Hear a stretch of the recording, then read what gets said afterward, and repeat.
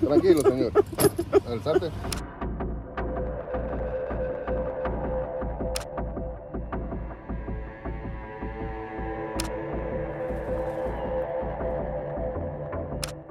An illegal immigrant accused of torturing a woman in Venezuela sobbed while being hauled away by ICE officers in Texas. Footage released by Immigration and Customs Enforcement shows the Venezuelan putting on a theatrical display as he was handcuffed by federal agents in Plano, Texas. Illegal migrant Raul Enrique Pargas Rodriguez, 31, fled Venezuela after trying to murder the helpless woman. Pargas Rodriguez crossed the Texas border illegally on August 10, 2022. Pargas Rodriguez allegedly placed the gun to the woman's head before removing bullets and replacing some. While in the U.S., Pargas Rodriguez allegedly committed an assault. ICE officers learned of the incident and encountered him on November 28, 2023, at the Dallas County Jail. Details of the assault were not immediately clear. ICE finally nabbed the Venezuelan fugitive on August 14 in the Dallas suburb of Plano. I hope most Americans agree that public safety threats and national security threats shouldn't be walking the streets of this country, especially here illegally. So yeah, we like all the support we can get. I think we got the support of the majority of American people according to the polls, right? So Stephen Miller told ICE officials that they need to be arresting 3,000 people a day. How soon do you expect that can actually happen? Is that enough? Look, I've said from day one, you guys ask me this question a lot of times, am I happy with the removal numbers or happy with the arrest numbers? And I've been very good. The numbers are better than Biden, but they're not good enough. I said I'm not satisfied with the numbers, so we need to increase. I mean, you look at the recent numbers, we've got like 600,000 illegal aliens walking the streets of this country with criminal convictions or pending criminal charges. So yeah, we need to do more. President Trump made a promise to American people. The American people put him in office on this top issue was immigration enforcement. So yeah, I have not been satisfied with the numbers. Kristi Noem, Steve Miller, myself, we all want more numbers. So we've increased the teams a lot. We're increased targeting a lot. So we expect a fast increase in number of arrests every day. DHS says that assaults on ICE officers are up over 400%. Does that track with what you see? Can you speak to that? Yeah, the assaults on ICE officers are high. The doxing of ICE officers are at an all-time high. And people always complain, some of you here say, why they're wearing masks? Or they're trying to protect themselves from their families. They've got a dangerous job to do, and they're being doxed every day across this country. I've experienced myself 100 times, but I'm willing to take that because of the position I hold. And, we're not running a popularity contest. We're trying to enforce the laws enacted by Congress, doing it in a smart, effective way. So, yeah, the assaults are up, but it won't be tolerated. We've already shown you put a hands on an ICE officer, you can be prosecuted to the highest extent of the law. So we're not playing with that with any threats against ICE officers. Doxing, we're going to look at doxing. We're going to take action on that also. Anything else? What kind of numbers do you have for self-deportations? The last time I saw was right around 8,500. As far as the CBP home app, there's thousands of deportations where they're not going through the app, they're just leaving. Intelligence reports showing traffic going south, not only through Mexico, but even the Darien Gap. So there's a lot of self-deportation. I hope they take advantage of it because, they can leave on their own terms, get their affairs together, or we can go find them and formally deport them, which is going to set a bar against them coming back to the country under a legal program. So they should self-deport and give themselves an opportunity, maybe in the future, to come back as a visitor or a tourist, or maybe they have a U.S. citizen child that can petition for them.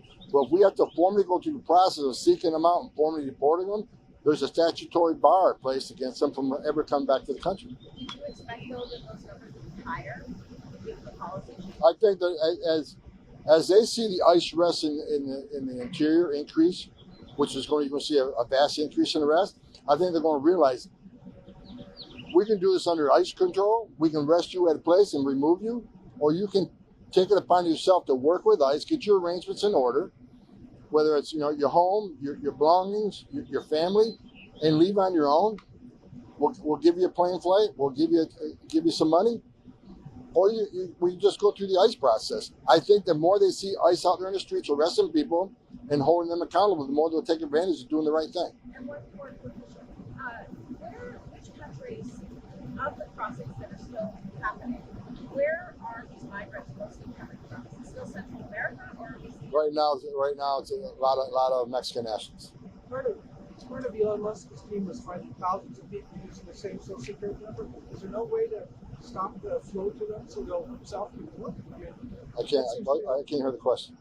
part of Elon Musk's team found that thousands of people were using the same social security number. So one of the main reasons they're able to work is they're using false social security numbers. Is there no way to stop the money flow to cause them, if they don't have a job, they'll be unemployed? We're all over that. We're all over the misuse of Social Security numbers, and we're tracking that. And that actually comes up, provides a lot of leads for us to go find these people. Mr. Homer, what's the reason why ICE is apparently targeting Martha's Vineyard in Nantucket? Can you give assurances that that is not from political? Say that again? Apparently there's been a lot of ICE activity yesterday in Nantucket and Martha's Vineyard. Can you confirm that? Or is that being done for any political reason? No. Is it a Martha's Vineyard isn't off the table. It's part of the country. We're doing immigration actions all throughout the country. We're not saying we're going to favor one area over another. We're all over the country, in every neighborhood, in every city. And you're going to see an expansion of that. Like I just said, we're going to increase the teams greatly. So you're going to see more teams on the streets you've never seen before. You're going to see more worksite enforcement than you've ever seen in the history of this nation. You got sanctuary cities, how I said, we're going to flood the zone. If we can't arrest a bad guy in the jail, one agent arrests a bad guy in the jail in the safety and security of the jail, which is safer for the officer, safer for the alien, and safer for the community, okay, you're going to force him in the community to find him. If we can't find him in the community, we're going to find him at the work site. So we're going to flood the zone, and sanctuary cities will get exactly what they don't want. More agents in the neighborhoods, more worksite enforcement, because we're going to get the bad guy. If you want to make it difficult for us, we'll do it. It'll take more time, it's less efficient, but we're not going to stop until we find that guy. And so is that just sort of a general sweep of the tourist businesses and whatever businesses there are in Nantucket? Or There is no sanctuary for illegal aliens in this country. You can call it a sanctuary jurisdiction all you want. It's a bunch of crap, and we all know it. Sanctuary jurisdiction says, well, we want to protect the immigrant community.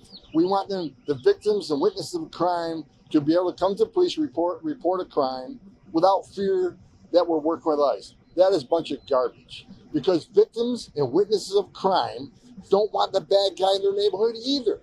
They want us in the jail arresting that bad guy. It'll be made much easier, much more efficient. But because they're forcing in the neighborhoods, more non-criminal targets are being arrested because ICE agents are not going to walk away from illegal aliens. You force us to go find a bad guy, many times you're with others. At a work site, go look for the bad guy, there's 10 more illegal aliens there, they're coming too.